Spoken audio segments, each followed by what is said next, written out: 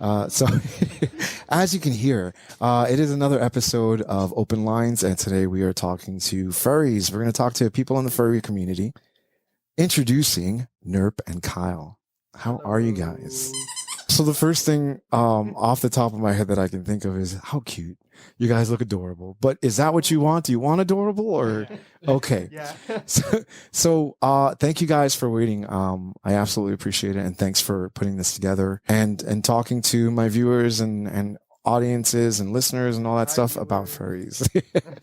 I always preface, especially with kinks and fetishes, especially with, furries, a lot of people can get the idea that you guys are into something like animals and stuff. You guys are not into animals.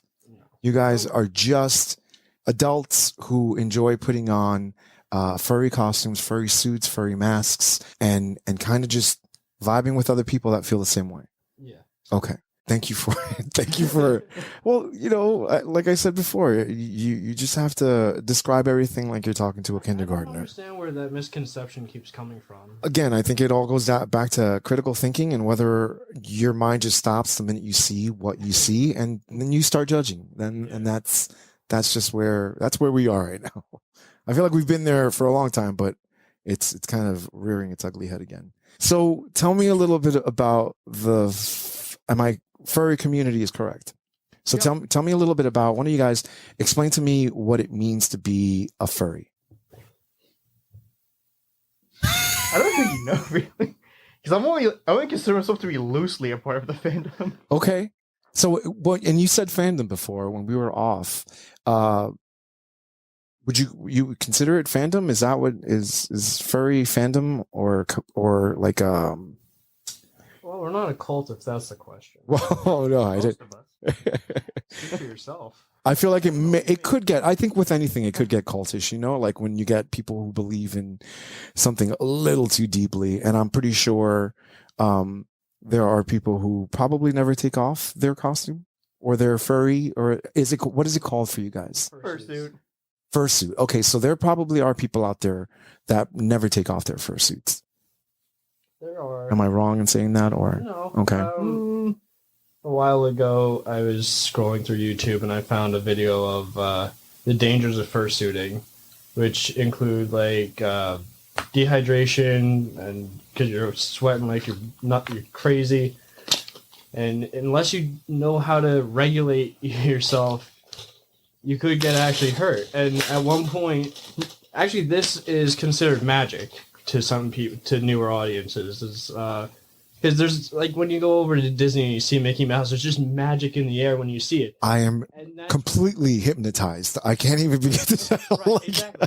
So when you have the magic, you have the mindset: don't break the magic, don't ruin it, don't take your outfit off unless you go to a headless lounger somewhere where the public eye cannot see you and see you change. Okay.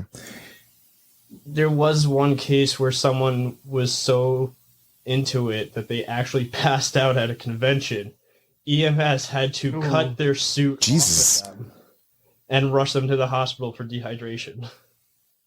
And So, yeah. he was committed. Yeah. Some people can be very committed. Okay. You've just started in the furry play or furry community with your first. About 6 years about. Okay, so 6 years or so. You have almost a similar amount of time. A little bit, yeah. You flirt with furries as opposed to like how a part of your entire life is being furry. I would say like maybe between like 20 to 15%. Okay. More or less about. I like to keep my human side first. Okay. So I don't like lose track of like reality, I guess. There's some furries that like completely think that, what is it? Them being a furry like completes their life. Mm-hmm. Like it's the thing that they were missing, the thing that they needed the most. And then there's me. No, it's a hobby. Bye. How about you, Kyle? Yeah. I'm sorry, I forgot what the question was. And nothing against furries who think furry is their life. Nothing against them. I'm just smack talking everyone. Yeah. No. Well, I completely understand. How much of your life is being in a fursuit or furry? I only take Kyle out on occasions where I'm going someplace I'm probably not going to go again. So I brought him to Sequoia National Park 2 years ago, and I walked about a mile in Oh god. in this head in about Jesus. 90-degree heat Yeah. in the woods, down a flight of stairs and back up. Wow. And in front of everyone. Because I didn't want to ruin the magic from the car to where we were going, but at the same time I was like, if it gets to it, I will take him off because I don't actually care enough about the magic that my life is going to be at risk. Do you guys have, because when a lot of people think of furries, kind of like I said off record, I just saw the, Easter just passed, so I saw this guy dressed in Easter bunny fucking this girl. A lot of people, when they think of furries, they think of anyone that's dressed in full head to toe fursuit and having sex. Is that something that interests you guys? I mean, I like watching videos. I will not be doing that myself. No, okay. This But thing you, costs- yeah, you enjoy the videos. yeah, most of them. Okay. Yeah, this thing costs too much, and I don't want any fluids touching it since the blue is painted. Okay. I don't want to have a blue whatever. Yeah, you can definitely see Yeah. the parts that were crusted up and Yeah. you'd have to scratch off. How about you? How much of furry play or fur? It doesn't get much into the bedroom. Okay. Is there an aspect of it for you that is sexual? I mean, there are suits out there that are just very eye appealing, Mhm. and at that point, sometimes yes, it's just like that's just doing it for me. So I kind of just need you to help me out right now. Mm-hmm. But you'd want to always do it in a safe environment, make sure it's okay with all parties. But otherwise, I'm unfortunately in a committed relationship, so I can't really be reaching out in those areas. Well, being in a committed relationship, is your partner or the person you're in a relationship with, are they into fursuits and fur play as well? They were furry, and then they kind of phased out of it, and then I came into their life and brought it back. Okay. So a resurgence, would you say? Yeah. I'm so sorry. That's very expensive furry, just adding fur to anything. Yeah, I figured there was a lot of puns involved. No, What does the furry community look like in this area specifically? Small. Small? Would you say that too? Small, Yeah. local, yeah. I Makes it more personal. other since than him, I there's know not too like- many. I probably know only 3 other furs. And when you guys hang out, do you wear your suits? Not always. No? It Okay. kind of depends on Depends. the meetup. But like my one buddy who has his suit at home just laying around, but he doesn't really put it on unless he's trying to be silly. See, Silly. yeah, what I see with your suits, and you have a tail too, right? Yeah. These aren't too common, but don't be surprised if you see someone with a squeaky. The reactions I get from people when I squeak is the best, and the sole reason I love squeaking. No, I see your fursuit. I can totally rock that. I would totally be like, I want to wear this out and just have a good time. But I don't have any. I wouldn't necessarily say I'm sexually attracted to the suit or the person in the suit or anything like that. Do you guys? How do you feel about that? Like, are you aroused in that situation? It's based off the person. Okay. It's again, like I said earlier, there's an appeal. Some people have an appeal to suits that have like imprinted abs, or they're just like Or suits with giant boobs. Mm-hmm. like Which, no thank you. That looks way too crazy. No, I'm good. It's a bit interesting. I can only imagine furry tits. 2 of the popular suitors I can name offhand would be like Strobes, who has a very skin tight suit and just a really great ass. Okay. And it's not just me, it's like the whole fandom agrees. It's like he's known for his butt. Okay. And then you have someone like Duke Doberman, who's just a furry stripper. He's a furry go-go boy Okay. with just a very nice lean Doberman suit. And he has a rockin' ass as well. But it's like, yeah, people like that, but not everyone wants to just be like, oh, I want to throw them to a bed and rail their lights out. Have you? And there's me. Oh, that looks cute. Oh, that looks cute. Oh, I want to hug you. Cuddles? Would you say it's more sensual than sexual? Is that involved? Like, I'm curious. I want to know, like, down to the core, down to the root, what feelings you get from being in a fursuit. I just feel like I'm a dumb fox. A dumb fox? Why do you want to feel like a dumb fox? It's fun, playful, and was it? I guess outwardly cute. Like other people would find it to be cute. I guess. I think it's adorable. I can't tell you how childlike I feel right now just sitting in front of you. Yeah, that's Like, the word. Childlike. That's the word. I feel like I have my own personal Disney show right in front of me right now. Yeah, I'm very fascinated. How did you get introduced or interested in furries?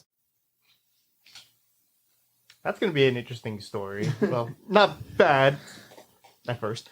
Mine's bad. Oh, I'm waiting. Don't worry.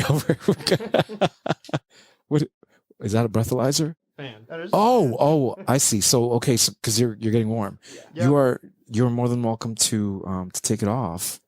Oh, that's why I got the fan. You're good. Okay. I All actually forgot to bring mine. Would you like some?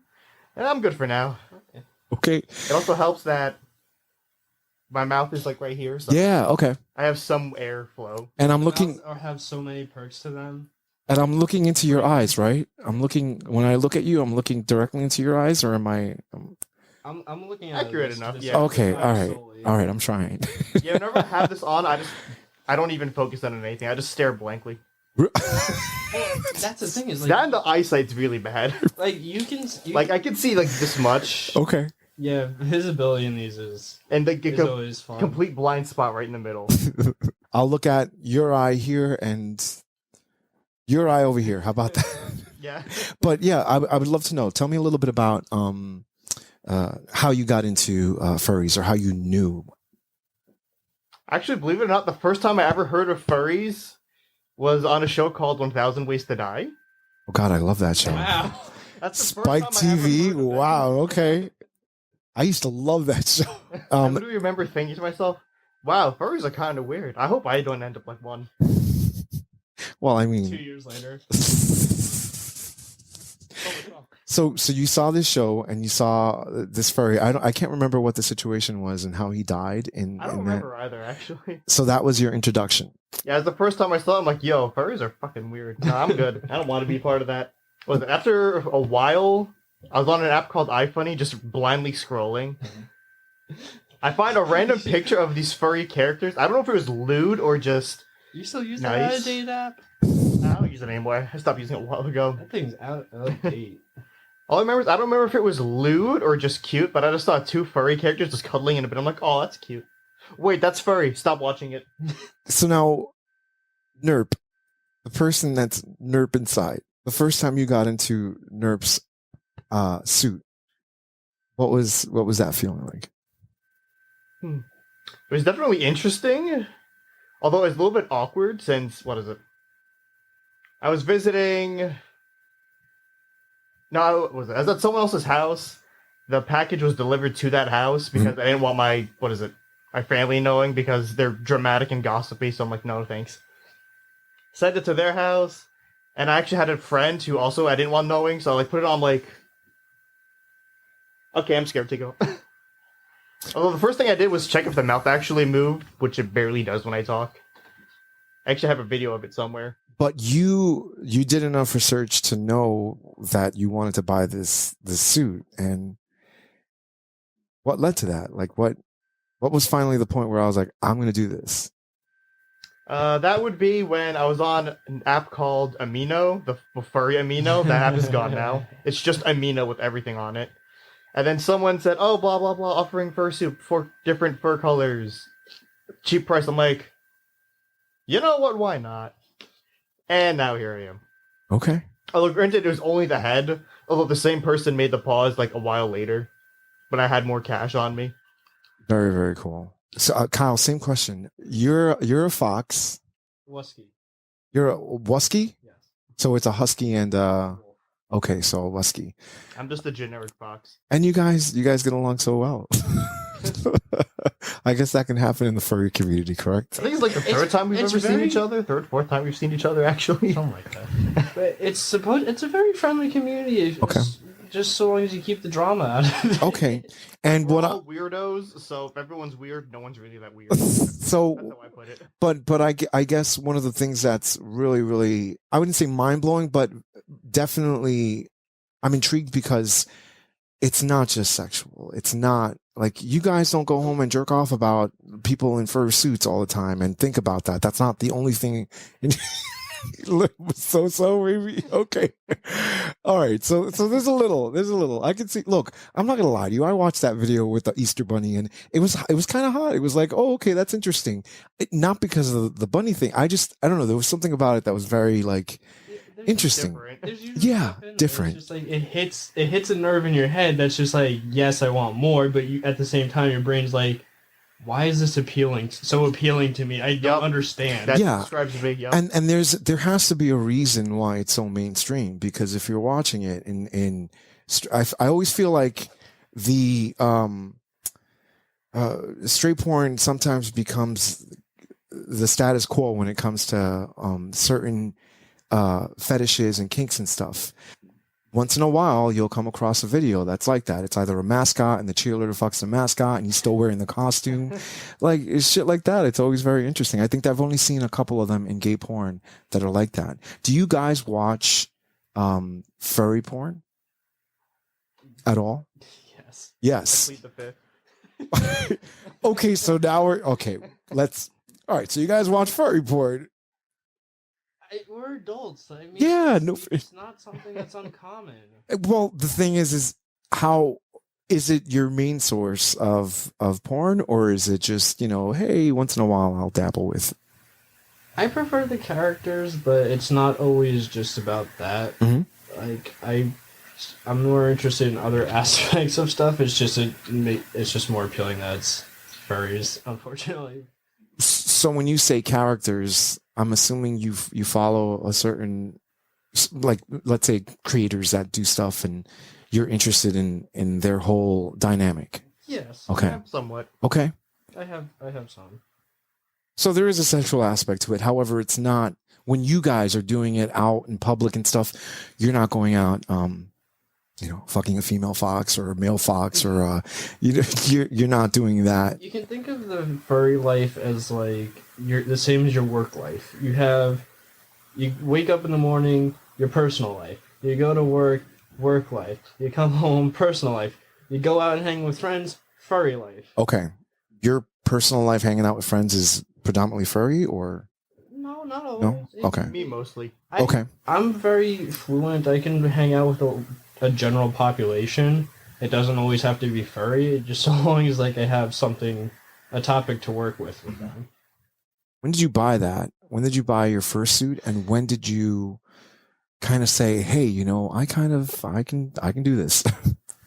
I didn't actually buy this. This was a gift. Okay. As I said, the person who made it was an influencer on TikTok for the furry community. And I supported them financially through donations out of the kindness of my heart, because I was just like, oh, you guys sound like you're struggling a lot. Here's something to help you out. And then a while later, my partner at the time was visiting Michigan. I was like, oh, let's go visit this guy for shits and giggles, see what's going on. We went to visit him, and by the time we left, he ended up dropping a box in front of me saying, "Here." I was like, what? Okay, that's very nice. I was like, what? I was like, there's no way. Open the box, see the head that I froze, ran out the door, and cried behind the car in the driveway. I couldn't handle it. I was like, oh my god. What does a hangout with other furries consist of? Let's go there first. How about that? It kind of depends because most you can think of the fandom as also like old fashioned high school where you have like cliques. Mhm. Yeah, that's actually. So it's clicky. Okay. It's a lot of cliques. It's a bunch of social groups. If you don't know someone, you're most likely going to get shut out. Okay. And sometimes finding connections in the fandom is hard. Sometimes it's easy. I actually met Nice to Singing Dog, who is a furry YouTuber in PA. I met him at a convention recently, and I think one of the only reasons he talked to me, other than the fact that I was at a convention, was because I knew who he was out of suit, and I also okay. supported him with one of his albums. So he's like, that gave me a little extra boost with him, but I think without any of that, he would have just been like, "Oh, it's just another fan, another person just coming up for pictures who can somehow know me out of suit." And I'm like, "No, I actually follow your work. I enjoy your content. I like to be friends." Is it clicky because like have and have nots because you don't have the entire suit, let's say, or something like that? Would that be a reason for? Okay, I'd say somewhat, but not fully. Admittedly, having a head is probably the most important part of having a suit. It's not required to be a furry at all, by the way. You don't need anything. Like, you can have, like, absolutely nothing furry related and call yourself a furry, and that's completely fine. But having more parts and better quality parts, it boosts you up a little bit. I mean, you're a little more committed, let's say, right? Yeah. Okay. Like, I started my furry YouTube as soon as I got this, because I'm like, alright, let's go, I can finally do this now. Okay, so you have a furry YouTube. Yep. Okay, and what do you do on your channel? It's either me talking about random furry-related topics, life updates, or my favorite that I need to get back on doing since it's been a while, me shooting airsoft guns while in suit. It's very hard, which is the main reason why I like doing it. Okay, so like, that's I'm gonna shoot the shotgun. all right. So that's I can't grip the thing. I can't grip. I can't rack it. Okay, there. Okay, now shoot. My hand's not even the thing. Hold on. That's the fun part. Okay, And so trying to aim is almost impossible too. I can imagine area, or is there anything coming up where people can see you or can? Well, there's a convention coming up soon, Philadelphia. If everything goes right, I want to go there. Hopefully, I'll be able to. That's currently the only thing I have planned right now. And what does Philadelphia consist of? Is it? The main thing is furries meeting up, and usually the cost of admission all goes towards donations to some type of cause. I'm assuming there's a lot of furry YouTube content creators then. Oh yeah, there's a lot. Yeah. Okay. Oh, I got to do a deep dive then. I'm just a wannabe content creator. I don't make videos often enough, so I have my my buddy. And I also stream on Twitch, which I'm a lot more active. Okay. If people are interested in finding you guys, are you online? Are you online to talk to people? So, give me Twitters, give me Instagram, give me socials, anywhere you want people to come and find you guys. I mean, you can search me up on almost anything: Twitter, YouTube, Twitch, Facebook, Instagram, Discord. I'm on everything. And they would look for you as Kyle, or what would your handle be? It's Kyle the Wolf. It's all one word, and unfortunately, when people read it off without actually knowing how it's pronounced, they read it Kylita Wolf. Oh, Kylita Wolf. Okay. Yeah, because it's spelled Kyle DA Wolf, but it capitalizes the K and W, so it reads out as Kylita Wolf. So Unfortunately, but it's Kyle the Wolf, as my name tag actually is. Or Kylita Wolf, the snappy urban Latino that lives in Brooklyn. and so when people want to find you, Nurp, where do they go? You said Nurp with a exclamation point on YouTube, but where else? I'm also on Twitch, Nurp the Guy. What is it? That name is just a combination of both of my YouTube channels. Person the Guy, which is my username that I originally used, and then Nurp. Obviously, I combined them together since it's furry and gaming. Nurp and Kyle, I have to thank you so much. First of all, for waiting. Second of all, for giving me such a fun I got a smile on my face. You guys are adorable. Okay.